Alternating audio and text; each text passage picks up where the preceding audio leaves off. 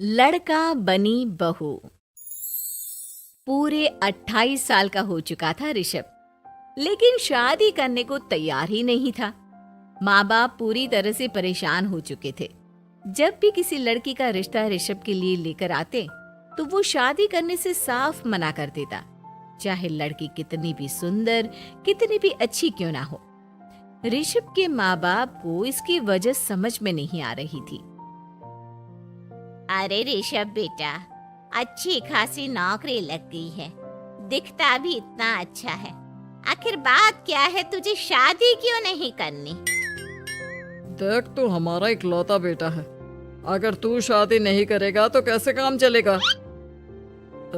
लेकिन मैं शादी करना ही नहीं चाहता। मुझे कोई लड़की पसंद नहीं आती।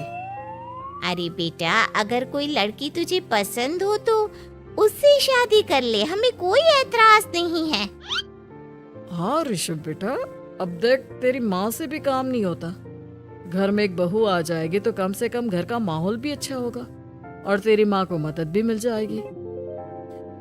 लेकिन मम्मी पापा कहाँ ना, मुझे लड़कियां पसंद ही नहीं आती।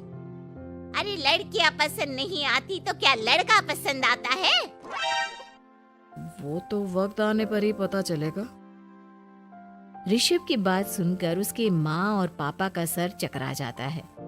कुछ दिनों के लिए ऋषभ अपने ऑफिस के काम से शहर से बाहर जाता है और जब लौट कर आता है तो सामने का नजारा देखकर उसके माँ पापा बेहोश होते होते रह जाते हैं।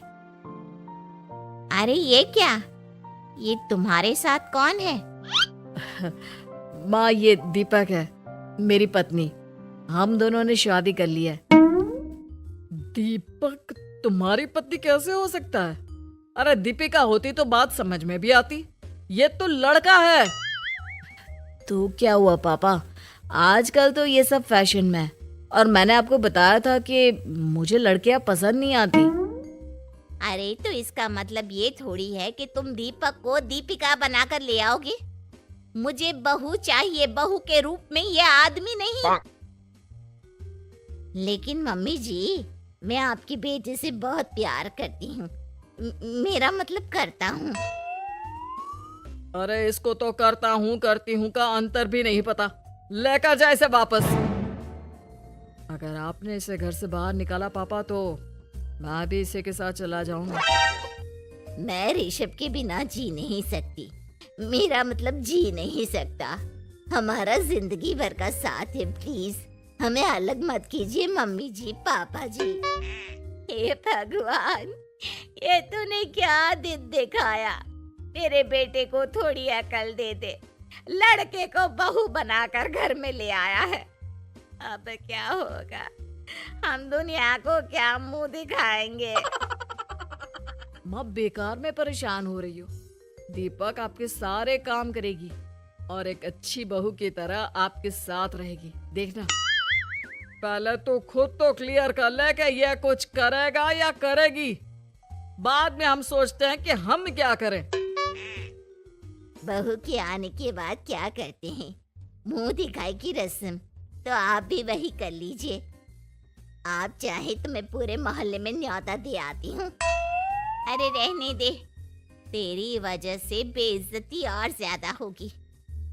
आई बड़ी, अब मेरा मतलब है आया बड़ा न्योता देने वाला। अगले दिन सुबह के वक्त दीपक बड़ी नजाकत से चलता हुआ सबके लिए चाय बनाकर सुबह सुबह बालकनी में आ जाता है। प्रणाम मम्मी जी, प्रणाम पापा जी। ये देखिए, चाय बिल्कुल आपकी पसंद की है।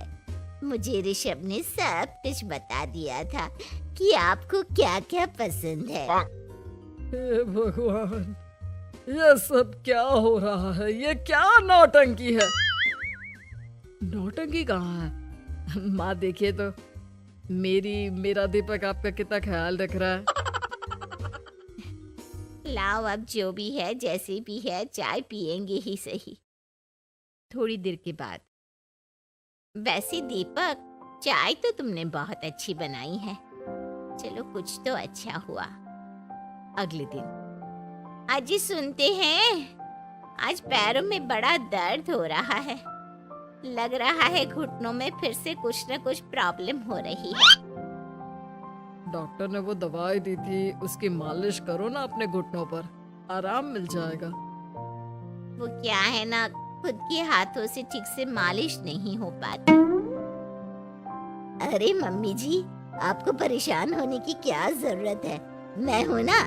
लाइए, मैं आपके पैरों पर मालिश कर देता हूँ, मेरा मतलब कर देती हूँ। अरे रहने दे।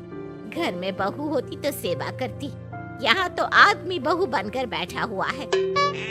मम्मी जी नाराज मत होइए, एक बार मुझे मौका तो दीजिए आपकी सेवा करने का। अच्छा ठीक है, ये ले दवाई लगा दे। दीपक बहुत अच्छे तरीके से घुटनों की मालिश करता है। थोड़ी देर के बाद इतना आराम मिल रहा है क्या बताऊं, ऐसा लग रहा है मेरे घुटनों में कभी तकलीफ थी ही नहीं। लगता है तुम्हारी लड़का बनी हुई बहू तुम्हें पसंद आने लगी है। ऐसा कुछ भी नहीं है, वो तो बस इतने अच्छे से मालिश की इसलिए मैंने इसकी तारीफ कर दी। मम्मी जी पापा जी आपस में लड़ाई नहीं करते। अच्छा आप ये बताइए, शाम के खाने में क्या खाएंगे? पनीर, दाल मखनी, पुलाव, कुछ भी स्पेशल बता दीजिए। अरे भाई, ये सारी चीजें मुझे तो खाने में बहुत ही पसंद है। तुम क्या कोई औरत हो जो पनीर दाल मखनी बनाओगी? हाँ, अरे लड़का हो तो लड़के की तरह बिहेव किया करो ना। भले ही मैं लड़का हूँ तो क्या हुआ, अब तो मैं ऋषभ की पत्नी और आपके घर की बहू हूँ, तो मुझे उसी तरह से रहना पड़ेगा ना।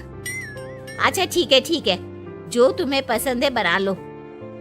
आदमी रसोई में खाना बनाते हुए कैसे लगते हैं, जरा मैं भी तो देखूं। शाम को दीपक सबके लिए अच्छा सा खाना बनाकर डाइनिंग टेबल पर लगा देता है। ऋषभ ऑफिस से जब लौट कर आता है, सब लोग खाना खाने के लिए बैठ जाते हैं। अरे वाह, क्या गजब का पनीर और दाल मखनी बनाई है। ऐसा जायका तो होटल के खाने में भी नहीं आता। दीपक, कितना अच्छा खाना बनाती हो, मेरा मतलब बनाते हो। तुम्हारी इसी अदा की वजह से तो मुझे तुमसे प्यार हो गया।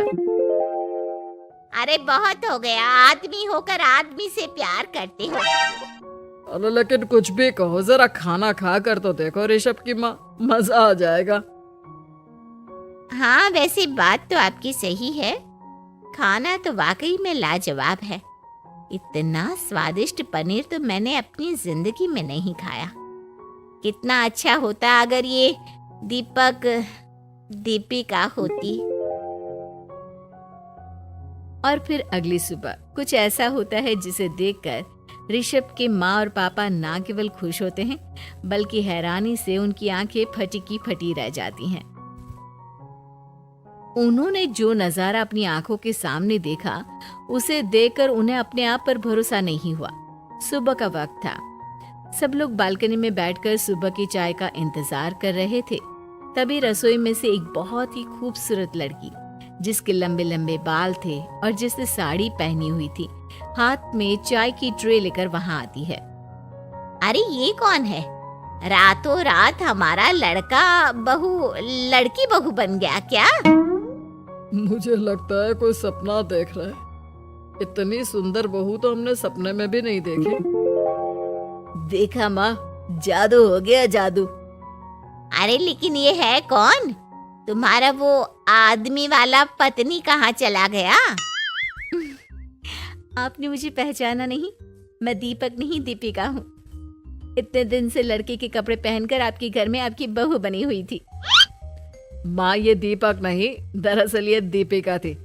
लेकिन इसे लड़कों की तरह रहने का शौक था और इसे लड़की की तरह रहना मंजूर नहीं था, इसलिए मैं इसे लड़के के रूप में आपकी बहू बनाकर यहाँ ले आया। तो फिर अचानक ये उसका हृदय परिवर्तन और रूप परिवर्तन कैसे हो गया? वो क्या है ना, मुझे बाद में एहसास हुआ कि आप लोग इस बात को लेकर बहुत दुखी हैं कि आपकी बेटी ने एक लड़की के साथ शादी की है, इसलिए मैं अपने असली रूप में वापस आ गई। हमने कोई पुण्य कर्म किए होंगे जो तुम्हारे जैसा मेरा मतलब तुम्हारे जैसी बहू मिली, इतनी खूबसूरत और इतना ख्याल रखने वाली। भला हो भगवान का कि हमें लड़की बहू मिली है, लड़का बहू नहीं।